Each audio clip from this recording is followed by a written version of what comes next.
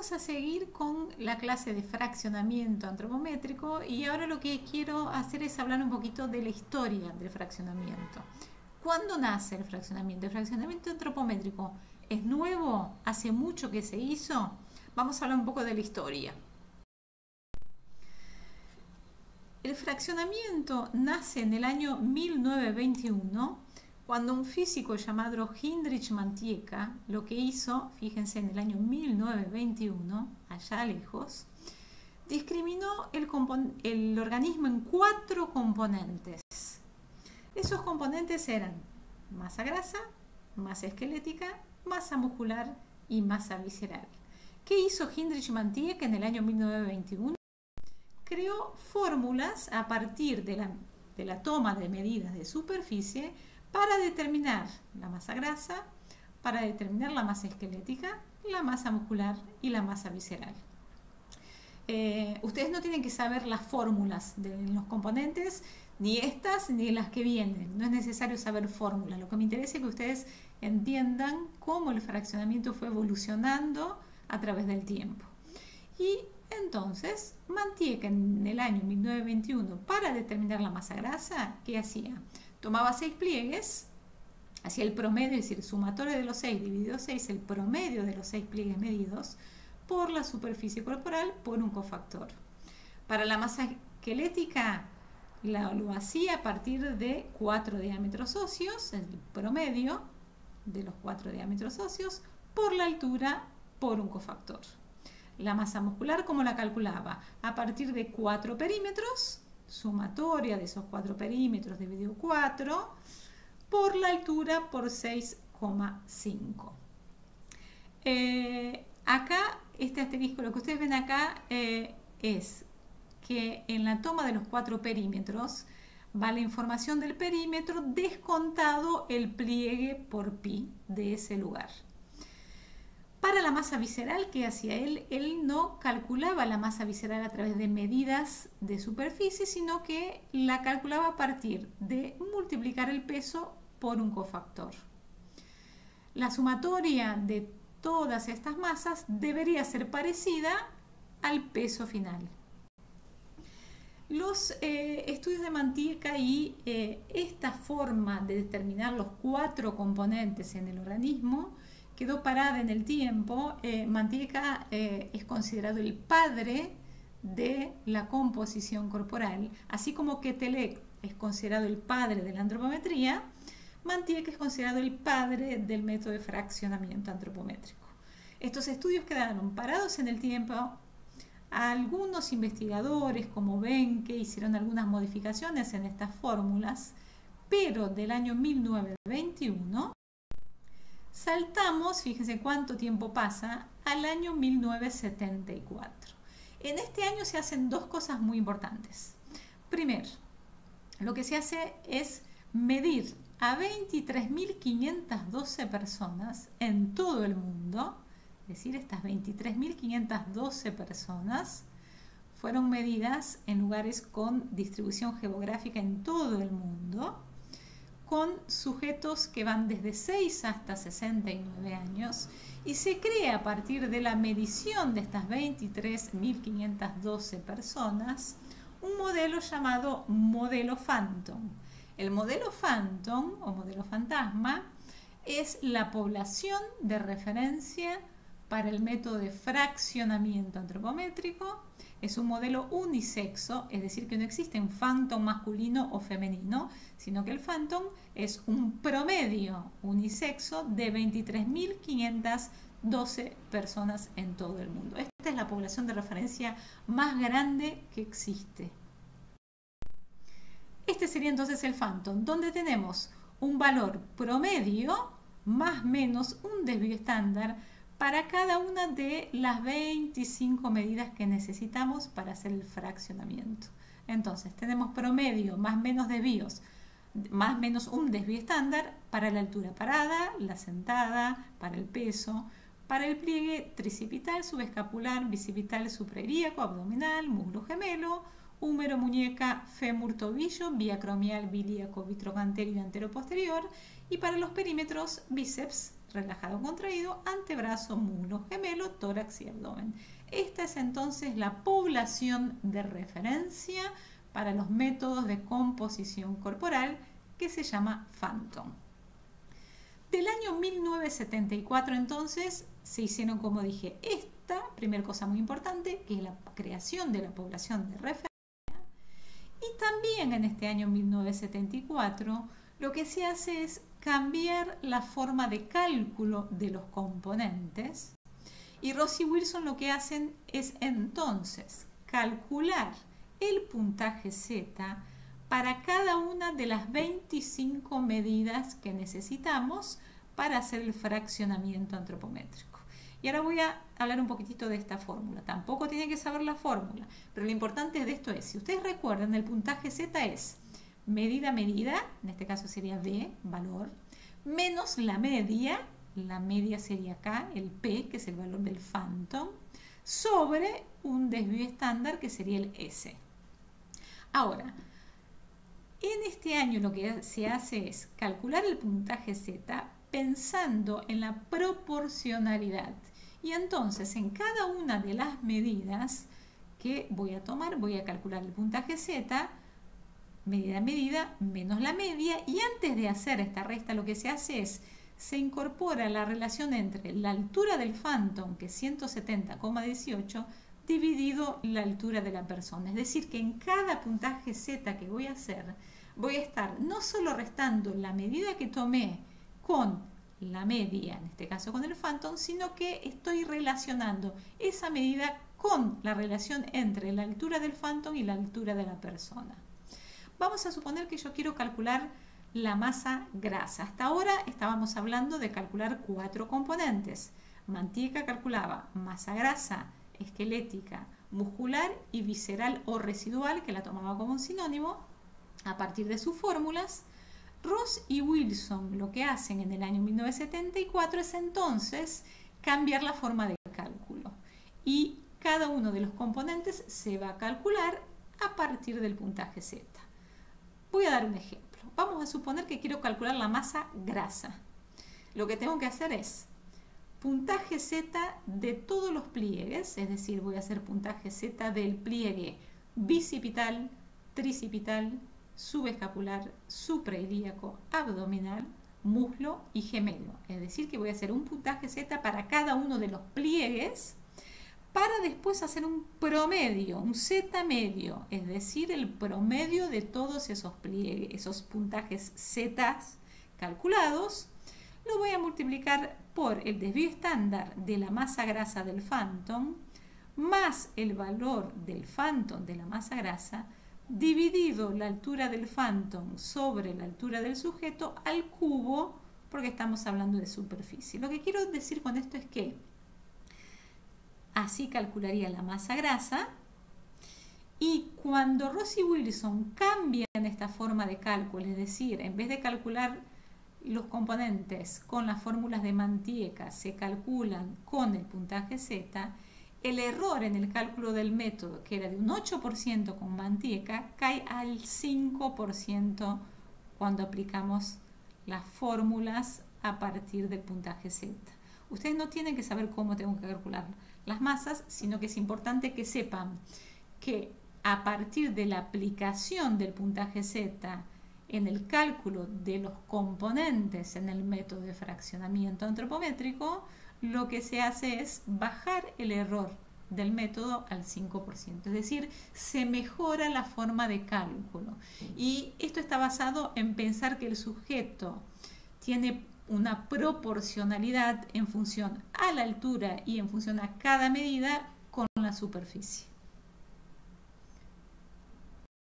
Del año 1974 saltamos al año 1980, donde lo que se hace es, en la Universidad de British, en Bruselas, la validación del método de fraccionamiento antropométrico. Recuerden ustedes que validar una metodología es comparar esa metodología con el gol estándar. El gol estándar es lo que mejor mide eso que queremos comparar. En los métodos de composición corporal, la validación puede ser directa, y en ese caso la validación directa está dada por la disección cadavérica, es decir, el gol estándar en forma directa es la disección cadavérica, y hay otras formas de validación indirecta como puede ser el método isotópico. En este año lo que se hace en la Universidad de Bridge, como mencioné, es la comparación de las fórmulas de Mantieca y de las fórmulas de Drinkwater con el estudio de 25 cadáveres, y a partir de este estudio se empieza a usar y a conocer la metodología de fraccionamiento.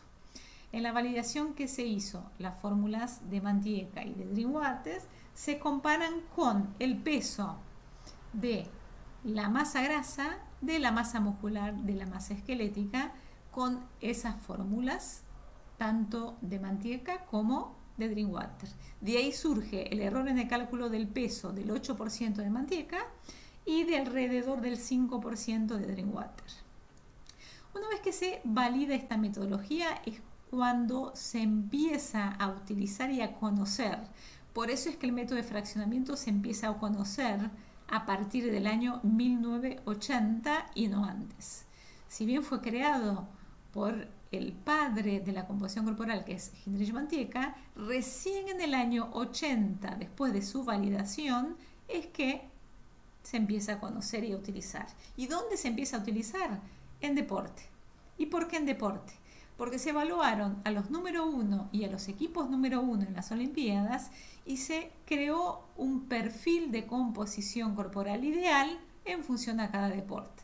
Entonces, la persona que quisiera hacer un deporte de élite, que quisiera competir en diferentes deportes o en un deporte de élite, debería tener la composición corporal parecida a ese deportista evaluado número 1 o al equipo número 1.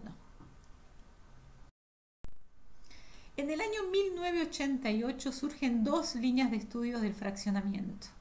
Por un lado, fíjense qué interesante que en el mismo año, a partir del método original validado en el año 80, surge un médico argentino llamado Dr. Basaluso, que hace modificaciones al método original, y Kerr en Australia, que Kerr trabaja con Ross, haciendo modificaciones también en este método original. Voy a empezar por este método y después seguiré por este.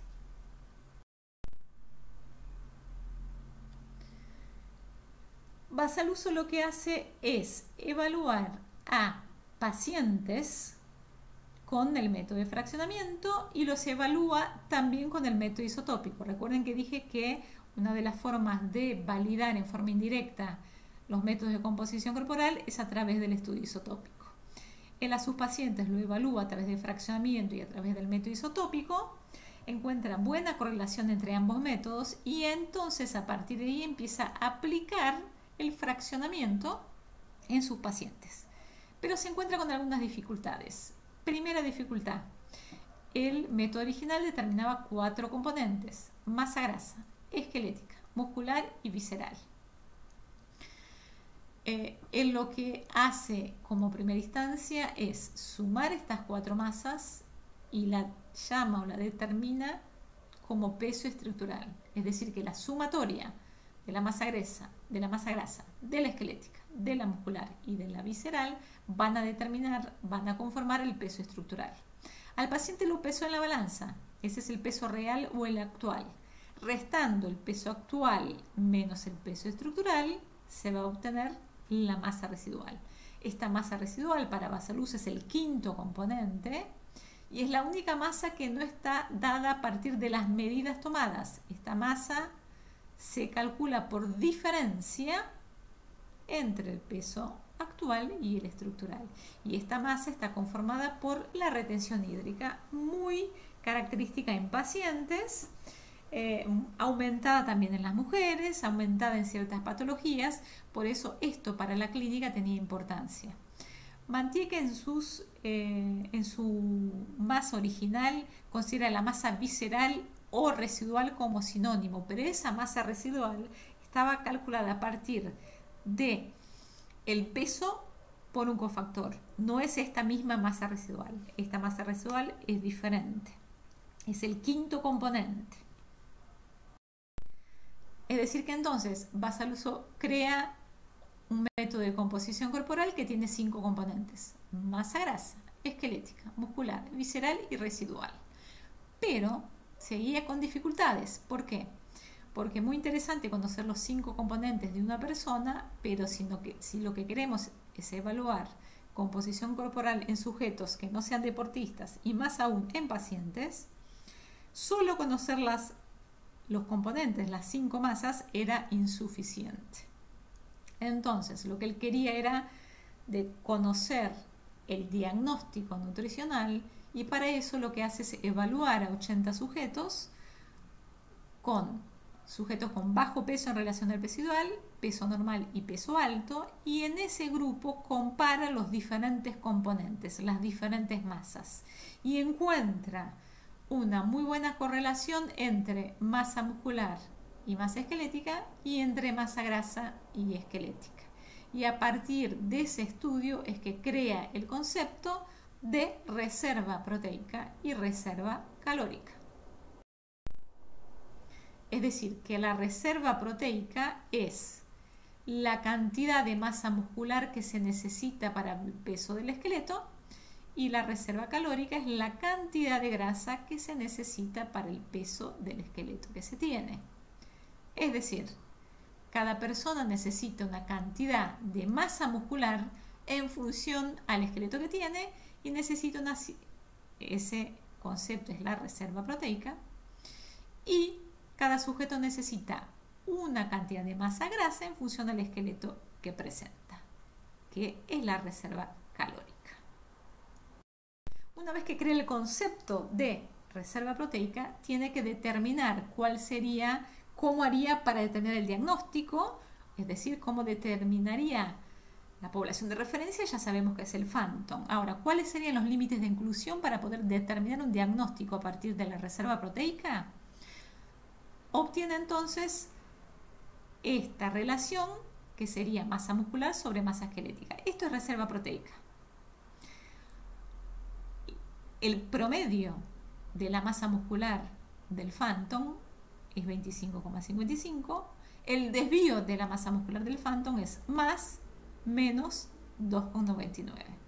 Entonces, recuerden ustedes que nosotros no podemos diagnosticar con un valor medio. Si yo hiciera solo 25,55, que es el valor de la masa muscular del Phantom, sobre el valor promedio del esqueleto del Phantom, que es 10,49, obtengo 2,43. Pero no puedo diagnosticar con un valor medio. ¿Por qué?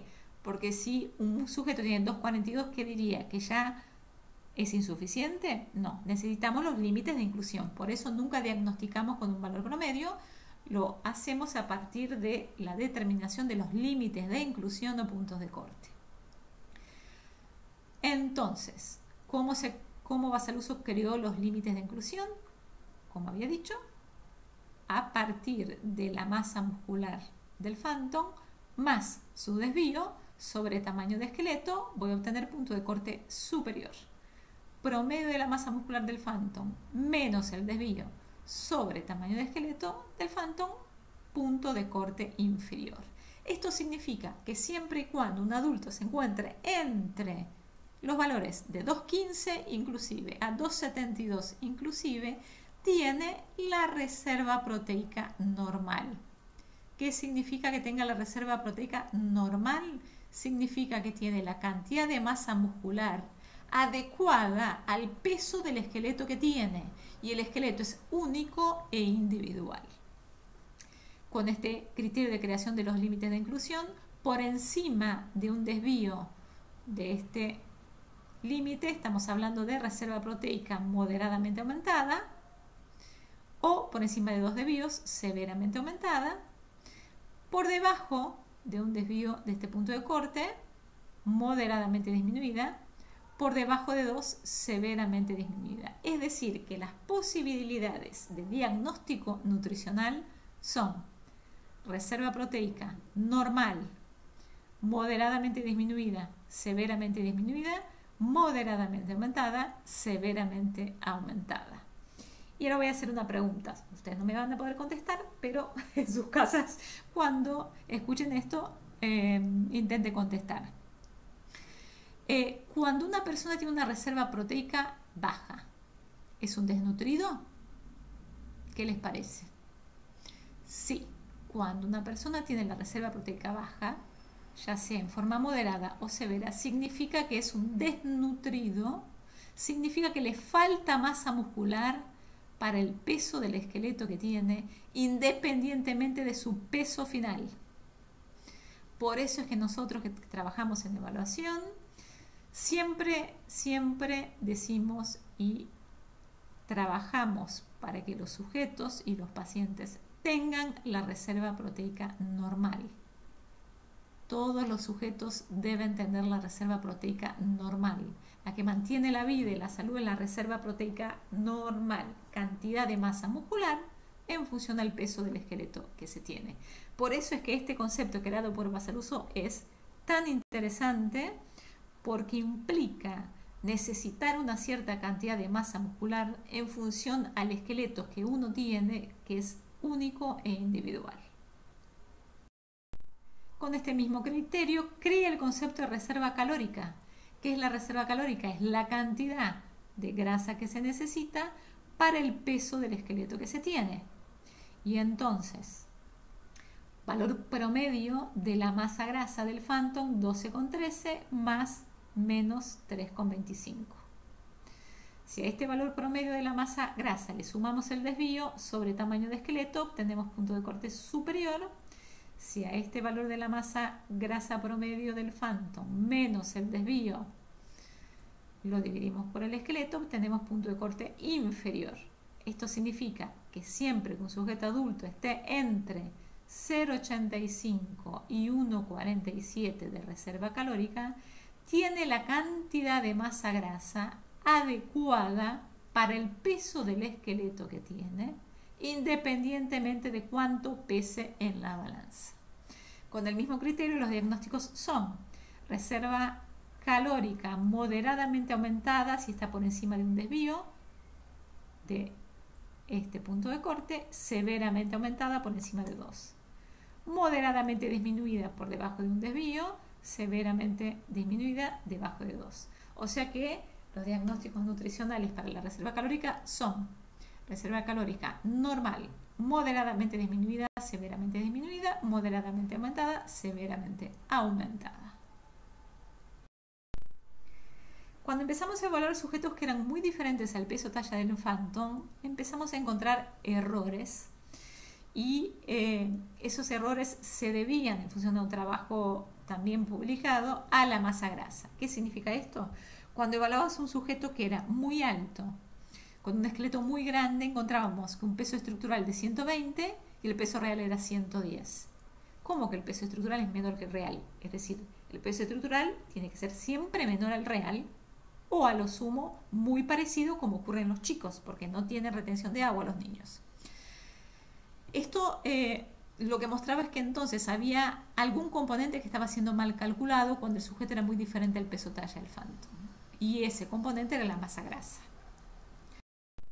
Entonces, en función a encontrar esas diferencias en los sujetos que eran muy diferentes al peso talla del Phantom, lo que hizo un ingeniero nuclear es crear este factor R, que es toda esta fórmula, que se incorpora solo en el cálculo del puntaje Z para la masa grasa. Y este factor R es peso del sujeto sobre altura del sujeto menos 100 sobre peso del Phantom altura del Phantom menos 100. Lo que hace este factor es acomodar al sujeto calculando más cantidad de masa grasa cuando el sujeto tiene una altura muy baja y muy chiquita en relación al peso talla del Phantom, y calcula menos cantidad de masa grasa cuando el sujeto es muy grande, muy alto en relación al peso talla del Phantom. Al haber incorporado este factor R en el cálculo de la masa grasa, el error de la metodología original, que era alrededor de 5%, 4,45, más o menos 5%, baja con este factor R al 2,39%. Es decir, que se mejoró muchísimo el error en el cálculo de la composición corporal, desde 8% en manteca a 2,39 en el método de fraccionamiento creado por Basaluso, que se llama ENFA. pasaba con los chicos? A medida que nosotros evaluábamos a los chicos, nos fuimos encontrando con niños y niñas de 7, 8, 9 años que tenían valores de reserva proteica bajas que no coincidían con la clínica.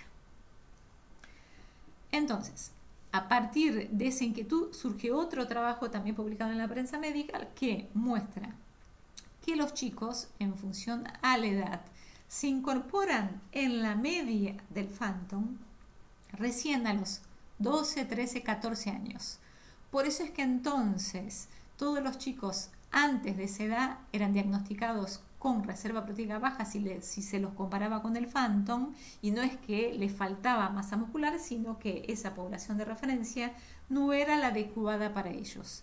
Y la reserva calórica, lo que ocurría es que los varones seguían siempre con un valor inferior y las nenas a partir de 9, 10 años, 11, se incorporaban al punto medio del Phantom. En función a ese estudio es que entonces se define y se decide que tanto para los varones como para las nenas lo ideal no es comparar con el Phantom, sino que es mejor y más adecuado que tanto los varones como las niñas de 6 hasta 18 años sean comparados con la otra población de referencia que existe para el método de composición corporal, que se llama Cochletrian Growth Study, que es esta población llamada con sus siglas COGRO, hecha en Vancouver, Canadá, con 919 sujetos, 473 son varones y 446 nenas. Y entonces, en función a ese trabajo descripto, es que se considera mejor comparar a los niños con COGRO y no con Phantom, aunque Phantom sea un promedio. Entonces, el ENFA, ¿qué significa ENFA? ENFA significa evaluación nutricional por fraccionamiento antropométrico. El ENFA determina masa grasa, masa esquelética, masa muscular, masa visceral y masa residual, es decir, 5 componentes. Lo importante es el diagnóstico nutricional dado por la reserva proteica y por la reserva calórica. Determina además el perfil de distribución de medidas, es decir, que yo puedo saber dónde el sujeto tiene más o menos cantidad de masa grasa, dónde el sujeto tiene más o menos localización de masa muscular y dónde es más grande o más chico de esqueleto. Y el somatotipo, que solo se usa en deporte, que se calcula a partir de menos medidas, no se usan las 25, y se usa mucho en deporte para conocer el somatotipo de cada deporte, intentar que el sujeto que quiere hacer un deporte de élite se parezca al somatotipo de ese deporte. En la clínica y para el uso en general no nos es de demasiada importancia el somatotipo. Entonces, correcciones del método original. 8% tenía el método de Mantieca, cuando se revisaron algunos cofactores alrededor de 5%. Cuando se hace el puntaje Z se baja al 4,45, alrededor de 4, y con el factor R para el cálculo de la masa grasa, en el ENFA el error es de 2,39. ¿En qué se basa la validación del método ENFA? Se usa la validación del año 80 por la disección de 25 cadáveres, o la publicación hecha en el año 84. La validación indirecta por el método isotópico y la concordancia con las modificaciones biológicas, esto sobre todo en el embarazo, porque se ve cómo va aumentando el residual.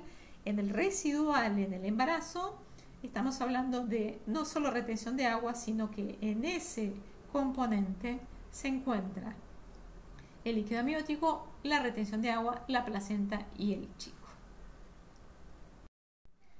¿Qué ocurre con las variaciones en función de la posición? El método fue pensado para hacer en posición parado, pero cuando queremos hacerlo o aplicarlo en pacientes que están acostados porque no se pueden parar, pacientes internados en esta posición, recordemos que cuando vamos a tomar los pliegues, vamos a tomar menor cantidad por el simple hecho de la posición.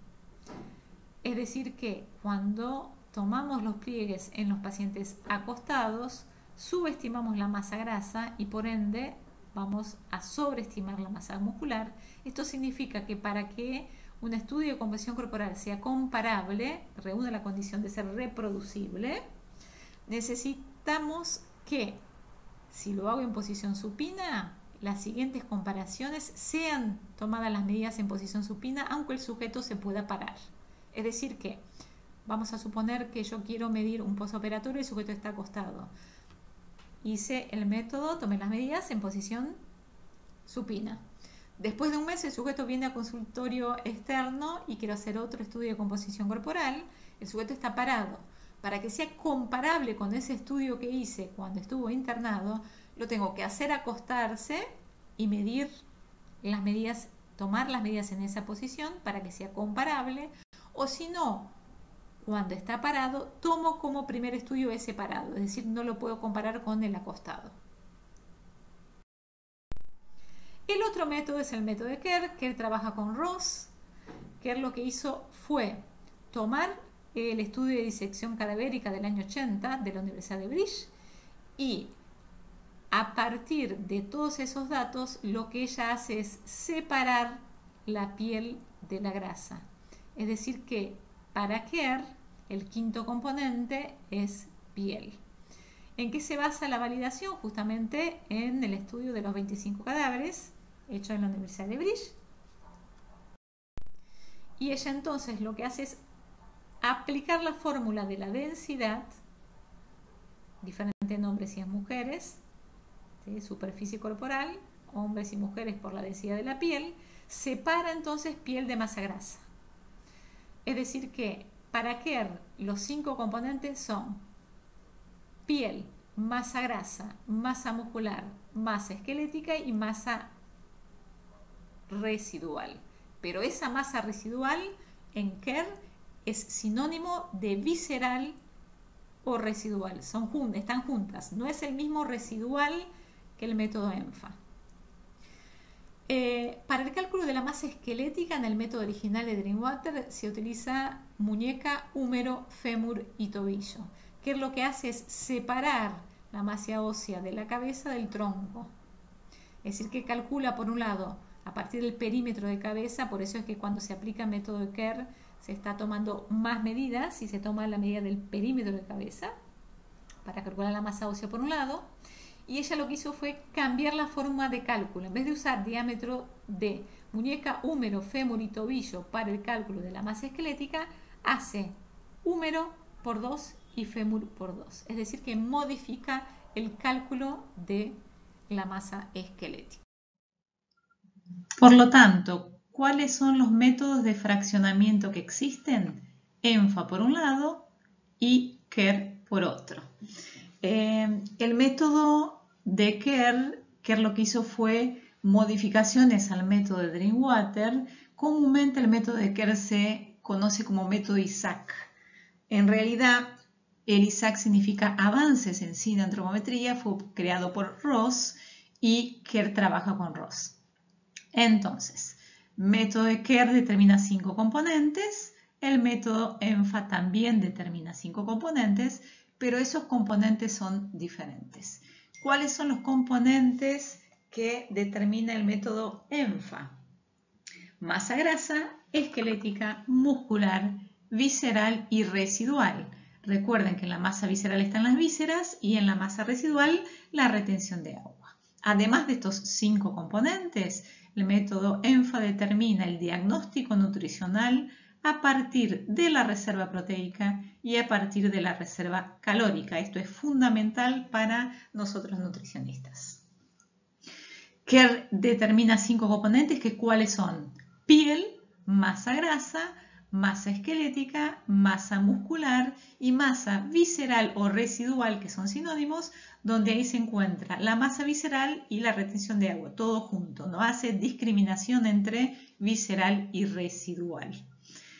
Kerr no tiene el diagnóstico nutricional porque el diagnóstico nutricional fue creado por Basaluso Y lo que ocurre con este método es que si vamos a evaluar sujetos diferentes al peso talla del Phantom, vamos a encontrar diferencias significativas en la masa grasa.